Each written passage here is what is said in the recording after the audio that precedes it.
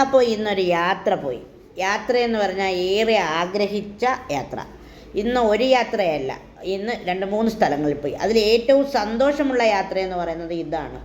ഞാൻ എൻ്റെ മൈൻഡ് 2-3 ദിവസം കൊണ്ട് വല്ലാതായിരിക്കുന്നത് കൊണ്ട് ഇന്ന് തന്നെ എനിക്ക് പോകണമെന്നുള്ളത് കൊണ്ട് ഞാൻ പോയതാണ് കേട്ടോ. ഇതെൻ്റെ പ്രിയപ്പെട്ട അച്ചാച്ചിയെ കാണാനാണ്. അച്ഛൻ്റെ അമ്മ. അച്ഛൻ്റെ സ്ഥലമെന്ന് പറയുന്നത് കൊല്ലം ജില്ലയിൽ തന്നെ ചിതറ എന്ന് പറയുന്ന സ്ഥലത്താണ്. ചിതറയിലാണ് എൻ്റെ അച്ഛൻ്റെ വീട്. അപ്പോൾ അച്ഛൻ്റെ വീട്ടിൽ അപ്പയുടെ വീടാണ്. അപ്പയും മാമനും മക്കളും ഒക്കെയാണ് താമസിക്കുന്നത്. അച്ചാച്ചി അപ്പയാണ് അച്ചാച്ചിയെ നോക്കുന്നത്.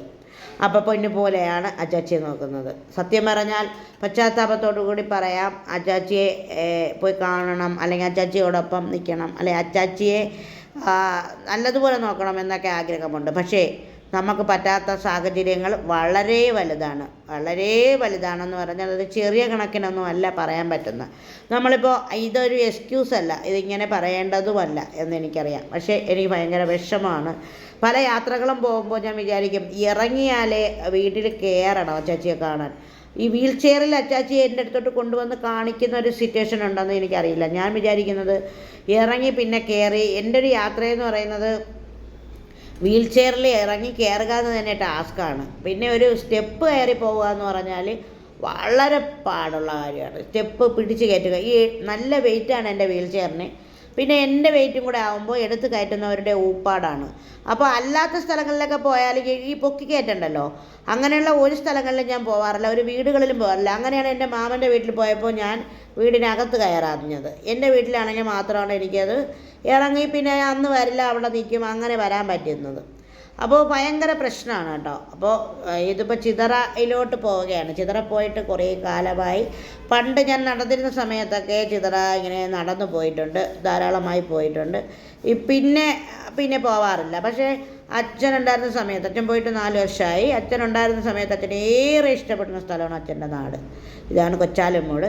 അപ്പോൾ അച്ഛൻ്റെ അമ്മ എന്ന് പറഞ്ഞാൽ അച്ഛന് ഭയങ്കര ഏറ്റവും പ്രിയപ്പെട്ട ഒരാളാണ്. അപ്പോൾ അച്ഛനില്ലാത്തത് കൊണ്ടായിരിക്കും അങ്ങോട്ട് പോകാത്തത് എന്ന് ആരെങ്കിലും കരുതുന്നുണ്ടെങ്കിൽ അങ്ങനെ അല്ല. പക്ഷേ നമ്മളുടെ പ്രശ്നങ്ങൾ നമ്മൾക്ക് മാത്രമേ അറിയാവൂ. എല്ലാം എല്ലാവരോടും തുറന്നു പറയരുത്, അത് നിൻ്റെ സന്തോഷം കെടുത്തിയേക്കുമെന്നാണ് പറയുന്നതല്ലേ. അത് ശരിയാണ്. എല്ലാം നമുക്ക് എല്ലാവരോടും തുറന്നു പറയാൻ പറ്റില്ല, എല്ലാവരെയും സങ്കടത്തിലാക്കാനും പറ്റില്ല. പക്ഷേ നമ്മൾ എന്തായാലും ഇന്ന് വീട്ടിലെത്തി. ഗേറ്റ് കടന്ന് നമ്മൾ ഇങ്ങനെ കയറുകയാണ്. ഇതാണ് എൻ്റെ അച്ഛൻ്റെ അമ്മയുടെ പെങ്ങളുടെ വീട് എന്ന് വെച്ചാൽ എൻ്റെ അച്ഛൻ്റെ വീട് തന്നെയാണ്. എൻ്റെ അപ്പയുടെ വീടാണ്, എൻ്റെ അച്ചാച്ചിയുടെ വീടാണ്.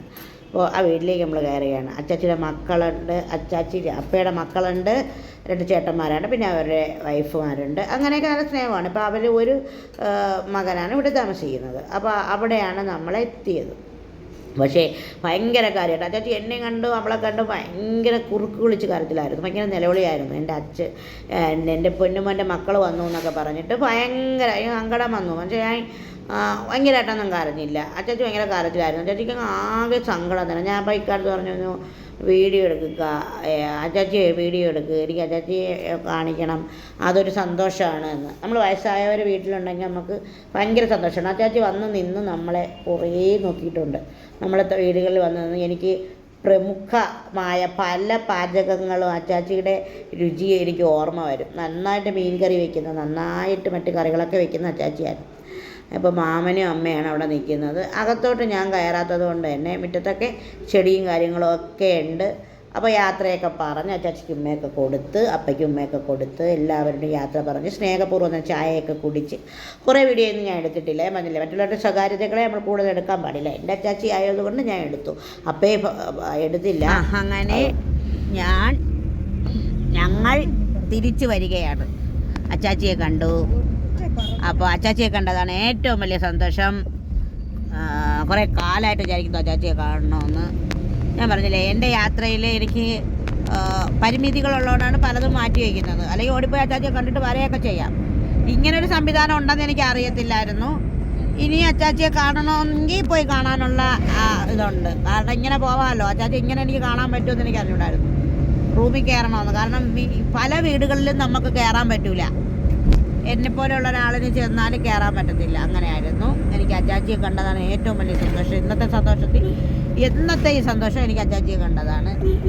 അപ്പോൾ അച്ചാച്ചീനെയൊക്കെ കണ്ട് നമ്മളിതേ തിരിച്ചു പോകുന്നു. അപ്പോൾ ഈ വീഡിയോ ഇഷ്ടമായെങ്കിൽ ലൈക്ക് ചെയ്യുക, സപ്പോർട്ട് ചെയ്യുക, കൂടെ വയ്ക്കുക. മനസ്സിൽ ഒരുപാട് വിഷമങ്ങളുള്ളപ്പോൾ ഇങ്ങനെയുള്ള സന്തോഷങ്ങളും കൂടി നമ്മളെങ്ങനെയെങ്കിലും ഒപ്പിയെടുത്ത് കൊണ്ടുവരിക. ജീവിതത്തിൽ നമുക്ക് കൊടുക്കാനും ചെയ്യാനും പറ്റുന്ന കാര്യങ്ങൾ ഇത് മാത്രമാണ്. ഇനി നാളെയാണ് ജീവിതം എന്നും കരുതി നമുക്ക് നാളെ തന്നെ സന്തോഷം കിട്ടുമെന്നും കരുതി ജീവിച്ചിട്ട് ഒരു കാര്യവും ഇല്ല. അപ്പോഴപ്പോഴനുഭവിക്കുന്നതാണ് സന്തോഷമെന്ന് മനസ്സിലാക്കിക്കൊണ്ട് ഈ യാത്രയെ ഞാൻ ഒരുപാട് ചേർത്ത് പിടിക്കുന്നു, നെഞ്ചോട് ചേർത്ത് പിടിക്കുന്നു. അപ്പോൾ എന്താണ് പറയാനുള്ളത്? ബായ് പറയാനാണ്. യാത്രയുടെ അവസാനമാണ്. അതെ, ഒരു യാത്രയുടെ അവസാനമാണ്.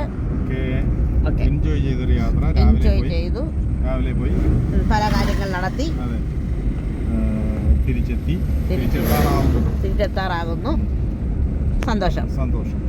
എൻ്റെ ബാക്കിൽ ഇരിക്കുന്നവർക്ക് സന്തോഷമുണ്ടോ? ഉറക്കെ വിളിച്ച് പറയൂ. അതെന്തോന്നു സൗണ്ട്? സന്തോഷം. Okay, by.